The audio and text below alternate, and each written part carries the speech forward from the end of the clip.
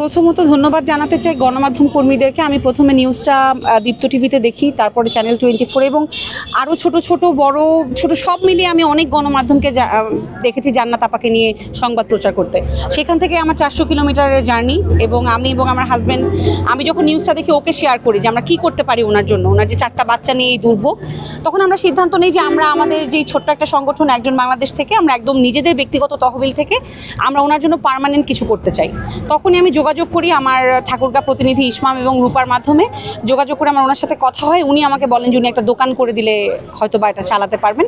আমি নানান জায়গায় দোকান খুঁজেছি, এক জায়গায় 60,000 টাকা অ্যাডভান্সও দিয়েছিলাম, বাট পরে উনি ওনার সিদ্ধান্ত চেঞ্জ করলো যে উনি ফেরি করে বিক্রি করতে চান। তো ওনার হাজব্যান্ডের সাথে আমার কথা হলো এবং পরে আমি ভ্যানটা বানিয়ে আজকে তাদের কাছে মালপত্র সহ ভ্যানটা বুঝিয়ে দিলাম। আমার এবং আমার হাজব্যান্ডের দুজনেরই প্রত্যাশা থাকবে যে এটার সৎ ব্যবহার ওনারা করবেন, কারণ যেভাবে গণমাধ্যম কর্মীরা একটা নিউজ প্রচারের কারণে আজকে আমাকে এই পর্যন্ত আসতে হয়েছে, আমি আসতে পেরেছি, এবং অসংখ্য মানুষ বাংলাদেশের বিভিন্ন জায়গা থেকে, বাংলাদেশের বাইরে থেকে ওনাকে সহযোগিতা পাঠিয়েছে, সেটা সম্মানটুকু উনি রাখবেন, এটাই আমাদের প্রত্যাশা। এবং ভবিষ্যতে আমি ওনার পাশে, আমি যতদিন বেঁচে আছি, আমরা যতদিন আছি, প্রতি মাসে ওনাকে আমরা একটা খরচ দেওয়ার চেষ্টা করব আমাদের সামর্থ্যের মধ্যে, যেন উনি এই দোকানের পাশাপাশি সেই খরচটা দিয়ে বাচ্চাদের পড়াশোনা চালিয়ে যেতে পারে। ভাইরাল হওয়ার পরে ওই ম্যাডামটা আমার সাথে ফোনে যোগাযোগ করলো, করার পরে উনি আমার এই গাড়িটা দিল এবং কি গাড়িটার মধ্যে মালগুলা সাজায় দিল। আর ভাইরালের পর আমার স্বামীটাও ফিরে আসছে, কারণ উনি দোকানটা করবে, দোকানটা করে আমার সংসার চলবে ভালো।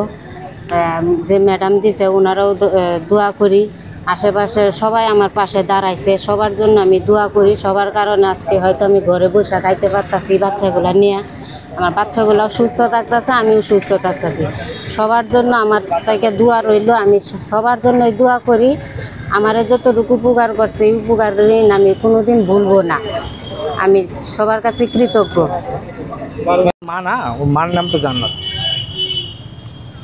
হ্যাঁ, আমাদের ঠাকুরগাঁয়ে সবচেয়ে বাংলাদেশের আলোচিত সমসাময়িক সময়ের ঘটনা, যে অসহায় 4টি বাচ্চাকে নিয়ে একজন মা রাস্তায় রাস্তায় ঘুরছেন, এটি আসলেই সারা বাংলাদেশের মানুষকে বেদনা দিয়েছিল।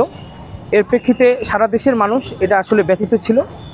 তো এই যার ফলে আমি যতদূর জানি যে একজন বাংলাদেশ নামে একটি সংগঠন, এই সংগঠনটি এই খোঁজখবর নেয়, তাদের এখানে প্রতিনিধি রয়েছে, তাদের লোক আছে, সেই লোকের মাধ্যমে সেই মহিলার সাথে, জান্নাতের সাথে যোগাযোগ করে তার বাচ্চাদের জন্য কী করা যায় না করা যায়।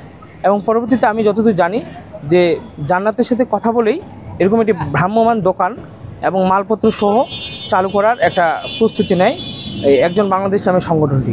তো আমি এটা খুবই পজিটিভলি দেখছি যে এটা এইভাবে যদি মানে আসলে আগায় আসে, আমাদের জেলায় আরও অনেক অসহায় মানুষ আছে, এই জান্নাতের চেয়েও অনেক অসহায় মানুষ আছে আমরা জানি, কিন্তু হয়তো বিভিন্ন কারণ ও তথ্যের কারণে হয়তো আমরা সেটা জানি না বা সারা দেশবাসী জানে না।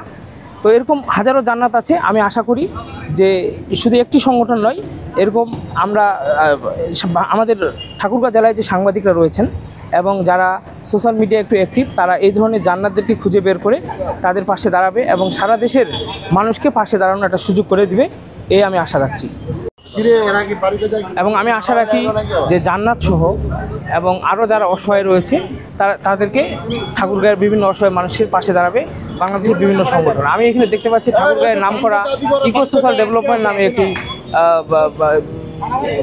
নন গভর্নমেন্ট একটি সংগঠন আছে, তারাও চাইলে জান্নাতের মতো এরকম অসংখ্য মানুষকে সাহায্য করতে পারে।